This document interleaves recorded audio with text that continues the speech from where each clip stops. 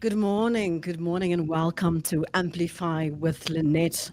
Almost, it's just a bit of a chilly Friday in Johannesburg, in South Africa, but a very important conversation to be had in South Africa is not only if you are a woman or if you have a daughter, but if you have been a victim of gender based violence or you know someone, it is important that we have this conversation this morning. And I wanted to create the opportunity for family members or friends or sister within the sisterhood who have lost a woman or who know a woman that has been exposed to gender-based violence, or sadly if you are a victim and you've experienced this is what we're talking about, why South Africa has and continues to fail its women.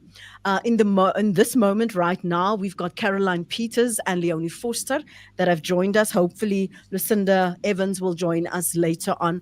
I want you to use this opportunity to engage with our guests because they do know the reality on the ground. And I'm sure that they can speak and voice the trauma that a lot of women experience on a daily basis in South Africa who don't have the courage to go to a police station and to ask for help or assistance. So, Lucinda, welcome. Lucinda has joined us. Lucinda Evans, thank you. Firstly, let me say thank you so much that all three of you are here. You all know it's been a mission just to get you all on the same timeline this morning. But let's just, as an introduction, before we talk about this bill and the reality that South African women face in the country, we come to the end of Women's Month in South Africa. So just maybe 2 minutes, your opening thoughts about where we find ourselves right now. Lucinda, 2 minutes, and then we'll go to Leonie and then hear Caroline's thoughts. Morning, Lynette. Morning, Caroline. Morning, Leonie, and everybody that is online.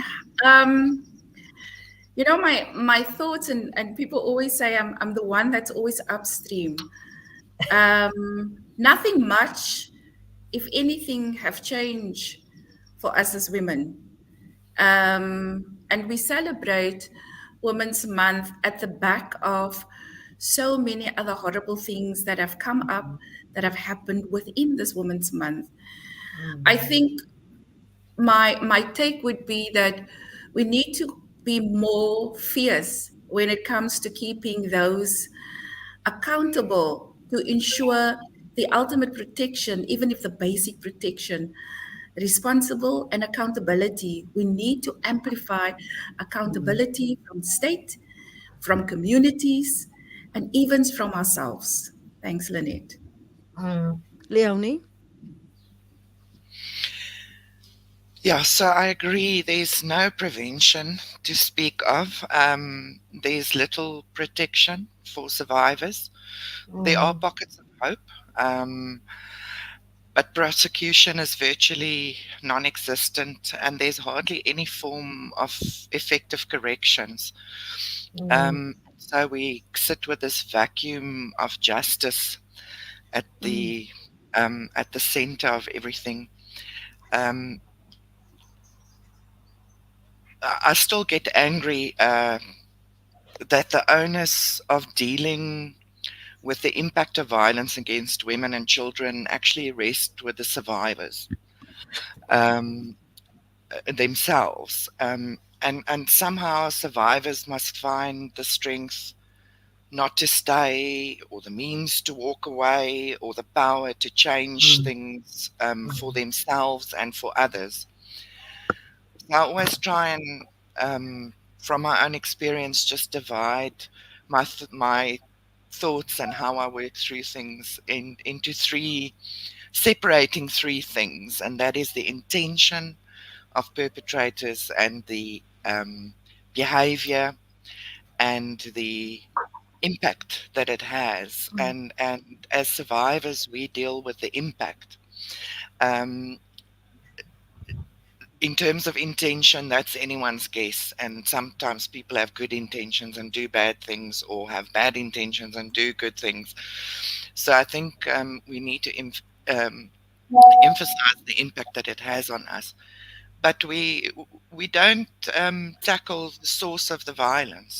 So I don't know if it's Mm. maybe that we don't want to face our perpetrators, or we don't want to spend any time and effort on them. Mm. But we're going to have to do this. So for me, facing the perpetrator, dealing with the perpetrator and perpetrators, and preventing any of this from happening, I think that for Mm. me should be a key focus, and we're definitely not there. I'd like us to touch on that this morning in our discussion. We have a little bit of time to unpack that. For those that are not familiar with Leonie's work, Leonie is a research psychologist and she's a writer, and she'll be bringing some of the research that they've done, particularly as a collective. Facing and talking about trauma and what the victims face. Just your quick thoughts, Caroline. So thank you, Lynette. And I want to also latch on to what Leonie and Lucinda have alluded to. You know, it's I want to start off by saying with Women's Month, we've got very little to celebrate, little or nothing to celebrate.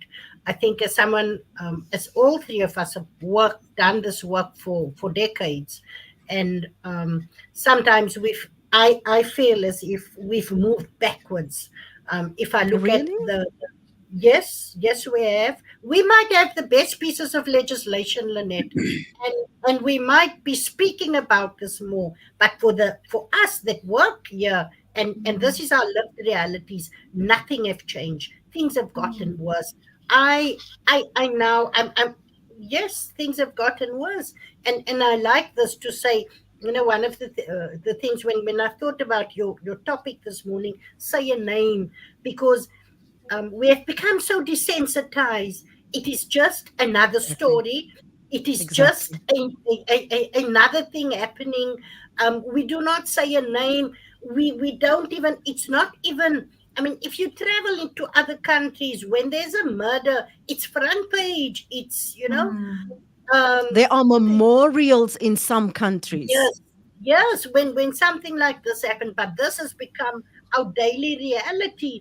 I did not even know until I was traveling and I come back and I get a note on my desk, and our neighbor, so our one neighbor's child was shot with a gang violence in Rocklands last week in Mitchell's Plain. Brilliant soccer boy, and I know we're speaking femicide, but what I'm also want to allude to is the violence, and now it's just, and then it's just become, oh, the neighbor's grandson, and then down the other way, the Benjamin's granddaughter was murdered.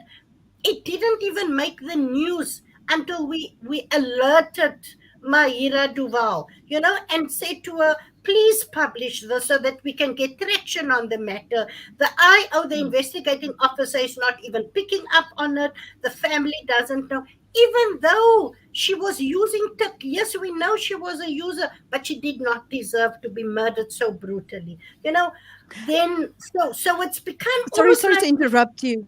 Sorry to interrupt you. I need us to speak about the fact that it becomes the norm, that it's just another story. And this is why I really want people who are listening in the chat, or even after on the replay, listening to this conversation. And if you know someone that has been affected, who's been brutally killed, tragically killed, say their name in the chat, just so that it's on record. It is so yes. important that Mm, the deaths don't go unnoticed, that the grieving families don't know that mm, there's someone actually cares. And I know yes. that the work that you guys have done is immense, but it shocks me this morning when you tell me that even with this bill that we now have, the National Council on GBV, if that's been written into law, what impact is that going to have if we are worse off from trying to create awareness on this, Lucinda? You know, Lynette, I I want to just quickly take us back to the year of when Uyaneni was killed. And I want to say Uyaneni's name, and I want to say Jesse Hess's Yes. name in the same breath. Mm, They were killed in the same week. yes. One murder had a presidential presence with a trial which for the time that I do GBV work, I never thought that in South Africa we could actually have a speedy trial. And then we look at Jessie Hess and her murder trial and the long wait. And then I want to speak about, Devonay Nell, the girl that was murdered in the school in Caledon. And I want to speak about Renee Roman, the case that that case turned my wound 360-degree. And I want to speak about these cases in the sense of justice. Mm, Two 19-year-old girls, two girls first year at university, two girls killed in the same week. One girl, the president takes an instant, interest, and the services, and I'm speaking about the services from the arrest to the trial to the conviction. If all the cases could be treated like the Uyuneni case, then we would not have the issues that we have. And this has got nothing to do with race and mm, how long Jesse Hess's family had to wait yes. more than 2 years before there was a conviction. And so for me, I look at the Devonay Nell case. I look at what is uncovered about her perpetrator, Mm, a boy that nearly killed 11-year-old girl that was scot-free. And I know it's a controversial thing around the Child Justice Act and the mm, implementation and what has happened and what didn't happen. Somebody now doesn't want to take the responsibility because there was a recommendation made that this boy be seen by social development, and back and forth it says social development, like we don't know about this. And now this rapist is a murderer. And so my eye is on what is the kind of trial that's going to be taking place there. If he's going to be fine, criminal, not capacitated, what happens then? And so I say these four girls, two young women, two children's name, Lynette, mm, and then I speak about the justice in general. We know from the Uyuneni case that if there's political will, there will be a fast track case. There mm, will be quick investigation. There will be even political appointed attorneys to be able mm, to do this case. So why does Because they'll focus on every that. other case in this yes. country not have that same kind Just, of service? yes. And I want to even speak about services for metro women versus rural women. Mm, mm, I want to speak about, and again, the benchmark case for me is Uyuneni. And even though people are saying, yeah, you're racist, no, I'm not racist. I'm speaking about what is here existing, possible in this country, but it's all politically driven. So, my question this morning is, are the lives of women and the ravishing of our bodies, the femicide, the rapes, actually determined who wants to score political points or not? And and I'm asking this question, are we not, so caught up in picking up the bodies, nursing the rape survivors, standing with our placards, that we're not even looking at the core of politically available and politically not available when politically gender-based violence suits the agenda?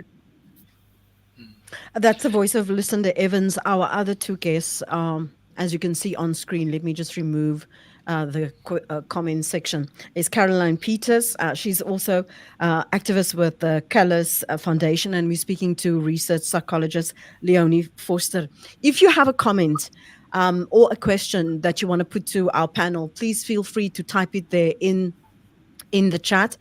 This is Amplify with Lynette. We're streaming live. We're talking about what's happening in South Africa, and we entitled this conversation "Say Her Name," because the rate at which women are killed and victimized and sexually assaulted in South Africa is so high that it's difficult to remember all their names. So if you watching this chat, or you in the chat, and this conversation moves you, please write their name. If you know someone that has passed in South Africa because of femicide or sexual assault, or brutally murdered, or a child even, and the rest of the world have not taken notice or have forgotten, I want you to honor them by typing their name in the chat. Caroline, you were saying earlier that you attended a women's event where I think it was Tutuzele Yes, offers, right? So the can you opening just of elaborate? Jerusalem. Yeah, just Yes. explain what happened, So, and why it is so important that we understand the lived reality of women in South Africa. so yes, Lynette, as I said earlier before we went online, I went to the opening of the Tutuzela Center in Mitchell's Plain, and my sister Lucinda will tell you. So I call them out, Lucinda, because the center is only open from 7 to 4. And so even though they came back after I called them out, if they give us 2 minutes to speak, we use the 2 minutes when we have them in the room. And so I said, I'm very excited that I don't even know, Lynette, if we should be excited about opening up more Tutuzela centers. Exactly. Because So what for does me, it say about what's happening what in does South it say Africa? about our country? What does it say? Yes, so we're opening because we have a resource. We have a center where women can come and seek services, and I'm happy about that. However, should we be happy about opening more and more shelters, opening more and more Tutuzela centers, etc.? We should be reducing anyway. So I want to say and I said my only concern is that this center is open from 7 to 4. It's like having office hours. We all know in this sector, when do I extract more women to shelters? Over weekends. When is the violence higher? Is over weekends. It's after hours, when this woman comes home in the evening, when there's alcohol and drugs mixed to the equation. Gender-based violence doesn't hold office hours. So how can we have a center? And then we say, so then she came back and she says, no, Caroline, but after hours they are referred to Adafel. We know that there are no resources. So she's going to sit at Mitchell's Plain Hospital waiting for a police vehicle to take her, to take her to Adafel so that she can receive service. That can take till the next morning. We know that the Department of Health are so under-resourced, that they don't even have doctors in the ER on a normal day. How are they going to get to Heideveld? So, and I want to say this, Lynette, we've got all the laws, that law that you spoke about when we opened. I don't even want to remember another law's name or section this and section. We can quote all these fancy things that we have in place, but what difference does it make to our lived realities on the Cape Flats? And I think something that Lucinda said to, and I want to also allude to that about the Uyeneni case. And often they said no, but the perpetrator.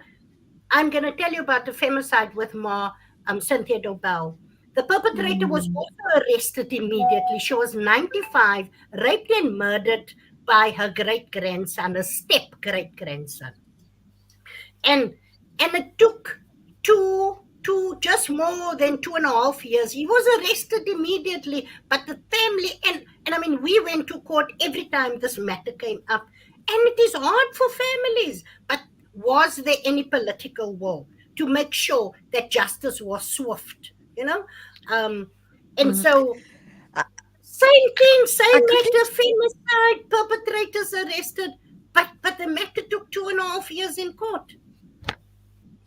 Can I is, put is some this numbers? with, yes, I want you to come in here because I want you to talk especially about the research that you have done and what you find, and I know that your portfolio is trauma and violence, but what you have found and how this speaks to the challenges that victims in South Africa and women in South Africa face. Where do we fail them then, Leonie? So, I mean, I just wanted to put it in perspective nationally when we talk about the number of Tutuzela centers and whether that's enough and so on. If we're looking at things like more than 50,000 sexual offenses a year Mm, Mm. yeah, being yeah, reported, and we Mm. already know that only about 1 in 3 are actually reported. Mm. one in So seven, one in 7. 1 in 7 in terms of these cases. Yeah, it ranges depending on the source. So anything Mm, between 1 in 3 and 1 in 7. Um, and that's due to perceptions, stigma, giving up, lack of evidence, a whole host of reasons for that. But only about 8% of the reported crimes actually lead to convictions in South Africa Mm. mm, Mm. overall. yes, And it's yes, even lower when it comes to yeah, sexual offences and to rape and those things. So we're failing there, and we cannot keep office hours for those kinds of, with those kinds of stats. It's just appalling. I also wanted to comment that about 1 in 5 women in relationships have experienced physical violence by a partner. One Mm. mm, in five, that's 20%. So these are not strangers, these are people we know. Yes. And more have suffered, obviously, from violence by men that they Mm. know and strangers. So it's not just intimate partner violence. But the effect that this continuous attack has, and I think that is where we are not doing enough. The effect that Mm. it's having on us, if you live in constant fear of being attacked or actually being attacked, the impact. I kind of want to briefly just mention 7 things, and there are lots more, but those for me are the critical ones that we're not facing. Chronic stress and anxiety, which makes it very mm, difficult to actually function. So you have yes, difficulty concentrating, difficulty sleeping, can't mm, engage in regular activities. So your whole life gets changed. Hypervigilance. So we're always on guard, waiting for mm, something to Always, happen. And that always. always, is mentally exhausting and physically mm, exhausting. Depression and trauma. So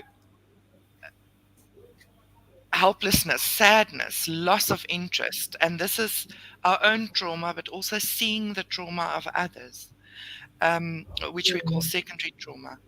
mm, Um, Lowered self-esteem. So ultimately, some people who survive this kind of trauma um, internalize their fears, mm, and they Mm. feel powerless and um, like they are inferior in dealing with this kind of thing, and they're not able to fight back, for example.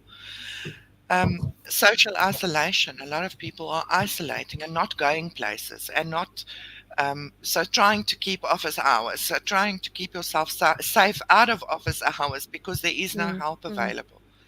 Um, Mm.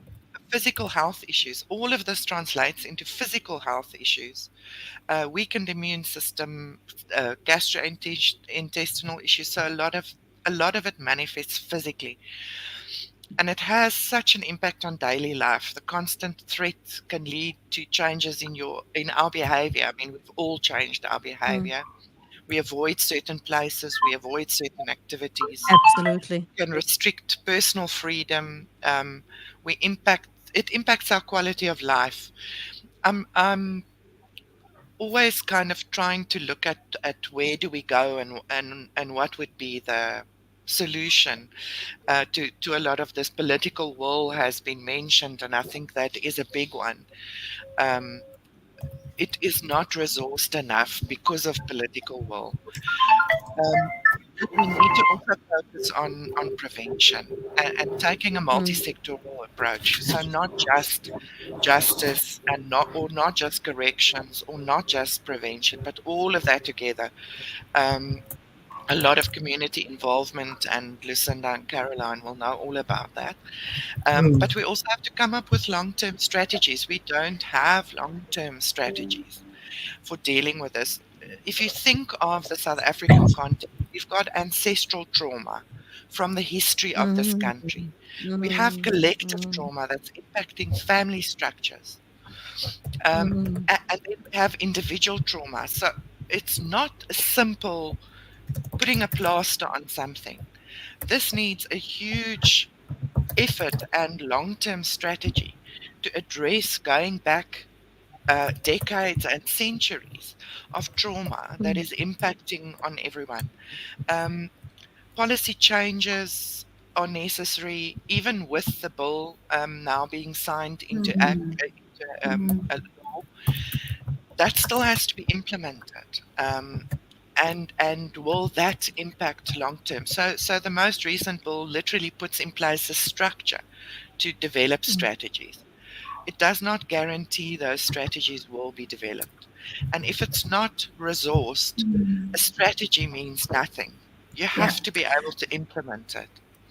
I Um, also get the feeling that Prevention, a lot happens, that it's the onus is moved and shifted to the NGOs and the activists to do the Yes, work, because yes. we've got more important work to do. If you look at the time frames of how long have we known that women and children are being brutally raped, chopped up, killed, Mm. buried, thrown in dustbins or down rivers, buried in Lynette, yards? How long have we known and we have not stepped up? Go ahead. Lynette, can I just tell you, I don't know if you saw last week, there was two women killed and fed to the pigs. Have we become so brutal? So, I mean, it is inhumane. I can't even think of it. And they were going, I mean, these women, it happened in Limpopo, was going to a pig farm to get food, to steal food.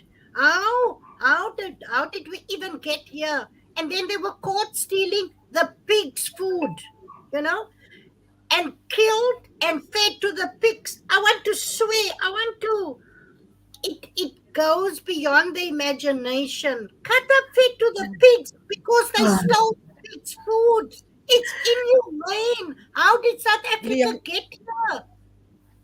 I that's the think, point. Lynette, That's I the just, I point. just want to, I want to ask a question. I want to bring something to our awareness, and it's something that Caroline said. The women went to a pig farm to collect pig food, right? So let me come in here, and um, men in general are economically advantaged over women everywhere. Mm. Everywhere. If we look at the South African police services, and I'm going to flag the Western Cape, are we aware that there's only one female general? Mm, Oh, hopefully she will get her back. Um, Continue can I? your thought. Yes, please, Leonie. Sorry. Sorry, I wanted Um, to actually ask you to elaborate also on one point that you had said earlier, that you mentioned intention, behavior, and impact. But you said the problem is that we have this vacuum of justice. So even if women are brave enough to go and report it, and there is a case, the system fails them. There aren't enough shelters, there aren't enough protection, there's no one that is coming to the yeah, rescue. yeah. yeah. So I think as we stand, and we're all working to change that, and we are all passionate about changing that, but it has not changed. So 2 points for me. The one point is that through my own personal experience and through the research that I've been doing, you have to find justice for yourself, and I don't mean the vigilante kind. I mean the internal kind. So actually, and that is where you need to sit with the impact of violence on you and work with that. So if we start with that, I know I said earlier, it still makes me angry that that survivors have to actually bear the brunt of dealing with it, and not the perpetrator. But that is the reality that we sit with. So that for me is one thing. Um, but also the it's never too late to do something, and it's better than doing nothing. So we are all trying to do something, but the gender equality, inequality, and harmful societal norms, all of those things. Um, if we don't address the underlying social drivers, we're never going to tackle this, and we're never going to resolve this. I don't know what Caroline and Lucinda's experience is Yes, about this same next thing. point, but if we have, um, no one's actually had, to my knowledge, the brave conversation, the very brave and very difficult conversation that South Africans at a very basic and individual and grassroots level, and this example reminded me of it. We have not, this, all four of us will agree what is good behavior and what is bad behavior, what is acceptable and what is not. But there isn't national agreement about that. If you look at the individuals who are perpetrating violence, a lot of that comes from multi factors, including all the history that we've had, including all those gender unequal beliefs that people have, harmful societal norms I've mentioned. So no one's really had that conversation and actually got to agreement. We all agree, but there are so many people in South Africa who don't agree on what is bad behavior when it comes to gender-based violence and even femicide. And those are not easy conversations to have. But that conversation has to be had before we can resolve this. Otherwise, you will always have this polarization of people fighting against it and people doing it. And you will never come to a point where you change people's minds, Yes. and when we all agree on what we think should be acceptable. There are national and international standards for acceptable behavior and unacceptable behavior. Knowing those things is not making gender-based violence and femicide go away. In fact, in South Africa, the stats are showing that that is rising. So unless we start looking at the profile and the motivations of perpetrators, the intersectionality in violence, that this most recent horrid example clearly illustrates. If we don't start looking at global and cultural differences and actually have those difficult conversations, we are not going to get anywhere. And so that is kind of my plea, is to do that. So, so if I can just say, can I, Lynette? Can I jump in? Yes, please, please, please, because I'm starting Oh, to get the feeling and belief that we are actually left to ourselves, ladies. Yes, we are. We are. I always say, so one of the things that we say is we are the ones we've been waiting for. You know, Yes. no one's coming to rescue us. We are out here having to do this for ourselves. And just last night I was reading and I thought, like, so if you read at any time, any day, the fraud, the corruption, the millions and billions that is lost, my annoyance would not my anger would go right up to them. It puts up my blood pressure, and I always say, Because for me, I always think of what could we have been doing to prevent the preventative work that we could have done, Mm, the service that could have been done to our communities. If you look at the National Lottery Commission and what is happening there, what is coming out now with the SIU, I'm sure you've seen that, Sister Lucinda, the millions that have grants that has been given, homes have been bought, farms have been bought, cars have been bought with monies that was supposed to go to programs. And I listen to what Leonie says about having these difficult conversations, these dialogues, speaking about patriarchy. Lucinda spoke about the patriarchal society or systems just before she was cut off. If we do not start having these conversations, doing the preventative work, working with boys around consent, working with mm, little girls, and especially with young boys about consent, what is consent? If we do not start working with the parents to say these are not normal behavior, if we do not have societal stereotypical changes on the Cape Flats, we're going to have auntie so and so's grandchild murdered, that one's grandchild, and so it goes on and on and on. But we're not mm. we're not having these difficult conversations. There's no monies for program. I must tell you, if you look at our work, it is not, my work is not, it's not funded by our government, Lynette. And I can tell you the work that we do, my money, the funds that we receive is from other donors. It's not from government. Yeah. So we need to start having difficult conversations. I agree This with is the fact that Yeah.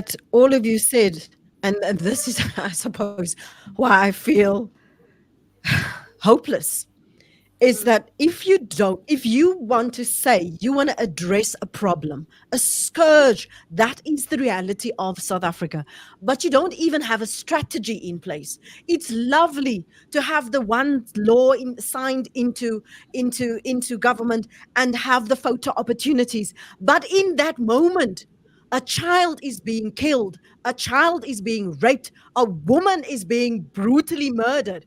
But what are we doing? We are signing another document. There is no commitment to get busy with saving women's lives, valuing, because this is the messaging we're sending into the community. We're sending to young boys, we're sending to men that it's okay, you will get away with it. Lynette, and yeah, I've got a little bit of technical difficulties, but I wanted to finish what I was saying because I need to create awareness around women in the South African police services. So I said, have we ever looked at the fact that in the Western Cape, the we have one female general as to how many male generals in the Western Cape, in the provincial commissioner's office. And we look at the flying squad. There are 12 females for over 100 plus male, and none of them are high ranking, but most of them have got over 10 years experience. And when promotions came, the promotion was given to a man who had less experience than they do. And so, coming back to Caroline's story about the women that went to look for food, stealing pig food, economically, men are advantaged all the time. If we just look at the protection services of the South African police services, our provincial commissioner is not a woman and the deputy is not a woman. Our president is a male, and so is the deputy president. And then you find the premier is a male, and so is the deputy premier. And so when I wrote to the Center for Gender Equity, I wrote to the chairperson, I'm like, chairperson, did you guys maybe see this big organizations, this inequality? There's a law, there's a policy, there's a constitution that says 50-50, gender equal. But we see in the very institutions that has to protect us, we vote patriarchy over and over.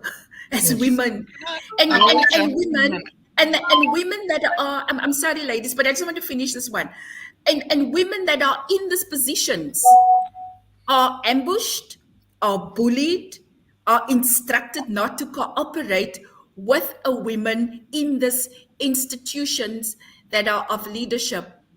But we in the trenches still has a fiduciary responsibility. And thank you, Lynette and Amplify Media, for giving us the platform to say, okay, Center for Gender Equality, maybe there's something wrong with your emails. Maybe we have to stand with a placard. Maybe we have to stand in our bras to say, where are the equity for women, one general in the Western Cape? And then my other take, ladies, and I'm going to stop in 2 minutes. So in the South African Police Services, there's this rule that when you are 60 years old, you have to resign. But the provincial commissioner of the Western Cape just had an extension of his contract and he's over 60. So are we saying that this man that have done zero, and I'm speaking to the provincial commissioner of the police services in the Western Cape, zero services in 5 years, tangible that I can measure as an activist to say, yeah, yeah, okay, thank you, General. You've done something for us, but there's absolutely nothing. And so this contract has been extended. There's one female general. There is no women of color in that department. And so when I started off by saying this Women's Month, we have to start amplifying, Lynette. I'm using your amplifying accountability, amplifying and asking these questions. Caroline in her red lips will ask the questions. Leonie, you will ask the questions. Are we asking it amplified? Because I'm making a call that we should amplify these questions more and more. Leonie, you wanted to say? Yeah, I wanted to jump in and it's something that I've been thinking about recently, based on some old research and some new research, that perhaps we don't have to, as an alternative to not focusing on kind of male, female, and gender inequality. I go back to research that was done many decades ago, by Bem and Bem. But one of the findings interpreted, is that we have to get to a point where we take the best of male energy and the best of female energy, rather and combine those and live those. And I think if we so when men are primarily in charge, and it's a patriarchy, it often leads to the bad male ways coming to the forefront. But there are good male ways. So I think, if you're talking energy level and not so much sex, as in, or even gender, but the energy behind it. And I feel like we should focus on getting, there's also bad female energy. And some of us have experienced that through our lives. So taking the good female energy and taking the good male energy, I think, will get us closer to a balance than trying to balance numbers. I'm not saying we shouldn't be fighting that fight, because I do think we're stuck in a kind of toxic patriarchy at the moment. And we have been for many, many years, predating this government. In terms of the previous government, I don't want to even guess which one is where was worse, is worse. So we are stuck there. But I think, as a solution, to try and build a society, and when we're having those difficult conversations, to actually have them about what is good and what is bad, from a, a systemic perspective, so that we don't traumatize people even further, in the way that we set up these systems. But I mean, Lynette, I totally agree with you that it is not something that we can wait for others to help us. This is something that every person with a conscience and every person who wants things to be better needs to actually take this up from a very small level to as big level as you can, So as so so so simplicity let's in talk terms about. of how things are governed. Can I? Can I? So Can so I? Can so I? let's, yeah, I want you to talk to that, and maybe also for you guys have systems. You've been doing this work for decades, and as we wrap, and I don't want to labor the conversation because I know you all three are busy. So speak to that, please, Caroline, but also about the impact of this work on your lives. Mm. So Lynette, I want to go there. I want to say to you the impact of this work on my life. I was saying to someone the other day, I have lost my joy. And even though I am a practicing Christian, and I try to have the mantras of joy comes in the morning, the joy of the Lord is my strength. I say these things and I know it manifests in a way. Lynette, if I didn't have the Lord, and I want to confess it here, if I didn't have the Lord, I would be dead. I would be dead inside. I would be a shell of what I am. It was only by the grace of God that I am still here. But I do not know when last I just laughed, belly laughter. I don't know. I said to someone the other day, I was a giggling teenager. I was a giggling girl. I love laughter. I love life. And because I love life, I'm pro life. I can do this work the way I do. I'm passionate about people and things, and I love life. And so, but it has my work has permitted every cell of my body, of who I am. It has changed, of how I see the view the world. It has changed. My distrust in people have changed. um Mm, and mm, honestly, I do not trust easily, and I know it is PTSD. It is what I am. My mm, intimate relationship with my partner have changed over these years, and I say this publicly, because I want us to speak about these things. Intimacy is something that I shy away from. When you work day in and day out with the brutalization of women's bodies, children, just the brutalization in our society, it is very difficult to become intimate. And I know I need to do work on myself as well. But it's not even time for that, Lynette. And so thank you mm. for asking about that. Because sometimes I feel like nobody sees. I even get emotional as I'm talking about it right now. Um, I'm going to be 60 years old this year, so it's been a very reflective year. Next month, God willing, I'm 60. And I've been doing this since a teenager, being an advocate, and whether it was in sport or any space that I find myself in.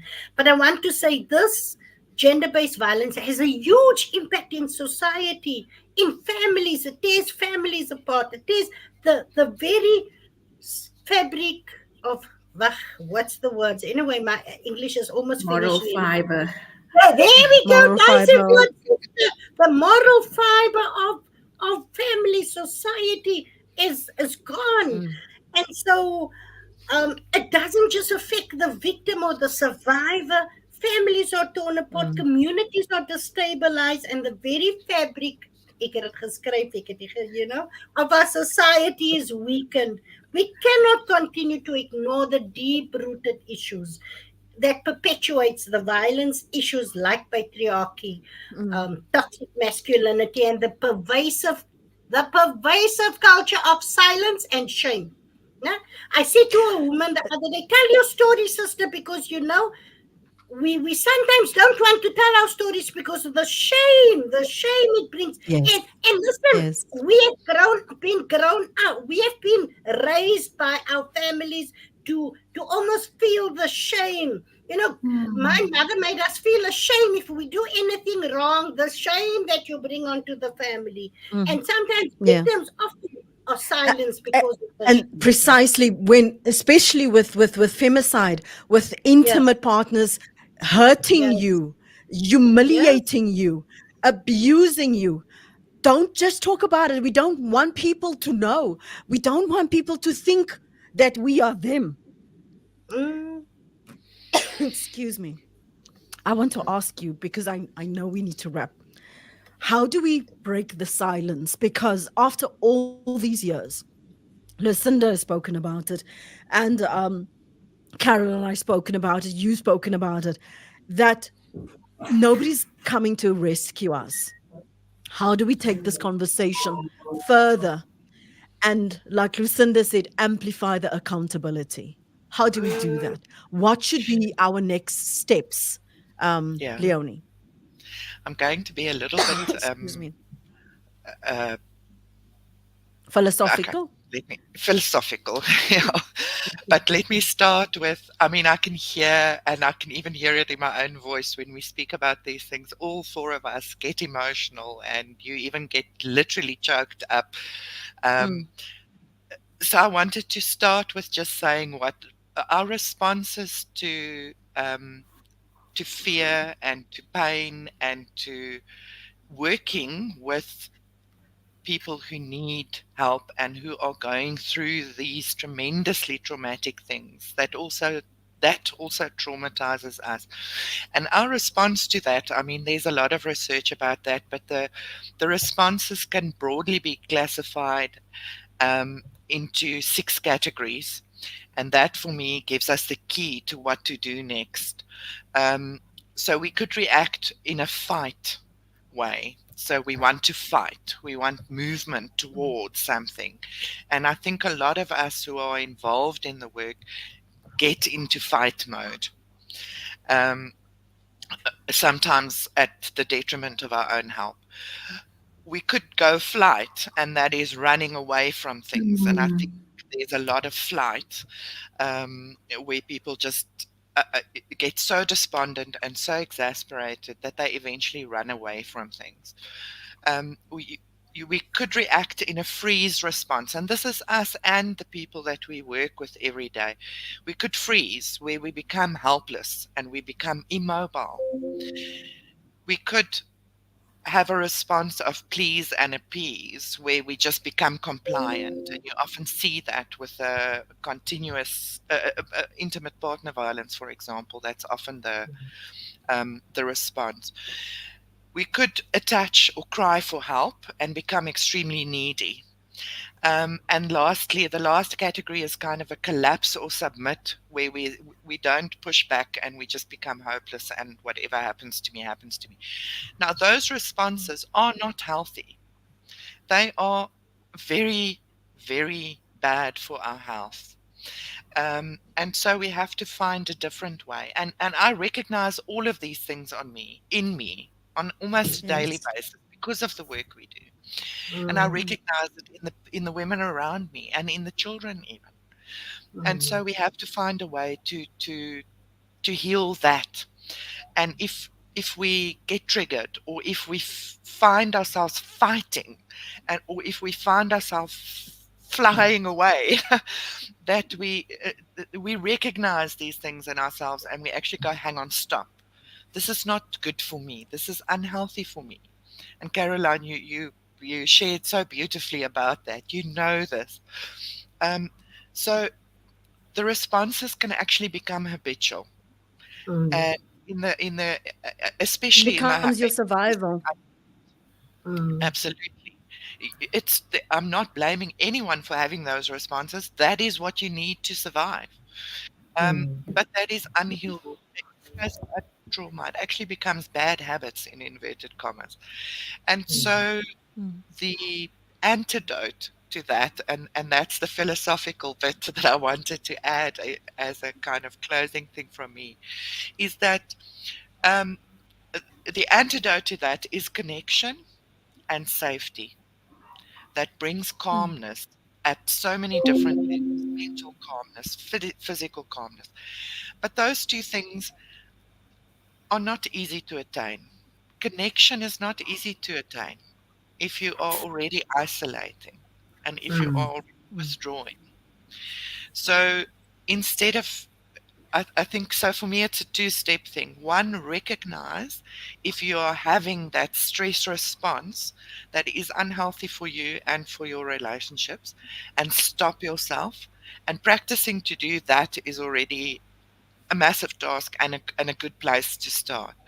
Once you've learned how to stop, to then start going, okay, how do I connect and what do I need to do to feel safe?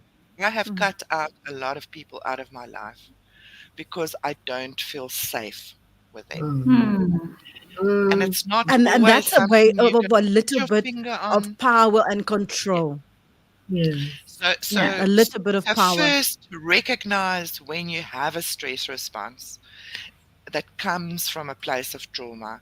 And secondly, um, connect with others, but make sure that you are safe. So Mm. those Yeah. three things for me, I think is at a very individual level where we need to go next. And that can be applied to society, but perhaps that's for another day. Mm. Yeah, but I'm glad, and this is where I actually want to end our conversation because we don't know who'll be listening to this Yeah. valuable conversation. And I needed to know that with the limited time that I have with the three of you, that whoever listens to it at whatever time, to at least know. So, what do I do for myself? That I Mm. have value. No matter Yeah. what the messaging is, no matter what the abuser says to me, I have value. We need to create hope Mm. because Yeah. we feel so hopeless, because we feel that this is happening all around me, that my life is not worth living. And I don't Mm. want us to come and get there just because someone else said or failed us, just because the Mm. government had failed us, or someone in our workplace, or someone in our friendship circle, or another woman didn't notice that we needed to hear that. I wanted to thank you for saying that. Thank you for taking the time out of your very busy schedules to have this conversation with me. That where others are not willing to have these courageous conversations, that we're willing to do it here on Amplify with Lynette. Caroline Peters, Leonie Forster, and Lucinda Evans, thank you so very much for participating, because this is exactly what I want to do. I want us to have the conversation, and Mm. not just conversations when it's stories and that reaches the headlines or the newspapers, but everyday living. And it doesn't matter where you are in the world. If you are not being heard and you're not being seen and you're Mm. being abused and not being acknowledged, then there is hope and there are women. Make an effort. I believe energy attracts energy. Make an effort. If you found value in this conversation today or whenever you're listening to it, if you find value, please like and subscribe. It doesn't cost you anything, but it will ensure that when we have similar conversations or conversations that uplift the spirit, that talk about injustice, that you don't miss out. So just click that notification bell or click the like or the subscribe to Amplify with Lynette, so that I can get more of your input, so that you can tell me, what do you want us to do more? What should we be talking about? What aren't we addressing? Who is ignoring you in the bigger sphere of things in your community or in South Africa or wherever you live? Because we might be local in South Africa, but we are very capable of speaking about international affairs as well. Ladies, have a wonderful Friday. And I don't know, you've depressed me, but now I feel a little bit enlightened and empowered and emboldened. Thank you so much for taking the time to be a part of this discussion this morning. And thank you so much for saying her name. Much Thanks, appreciated. ladies. Thank you, Thank Stay Lucy. well. you. Thank you, Lucinda, Bye. Caroline. Bye bye. Bye Thank bye, you. Leonie. Bye.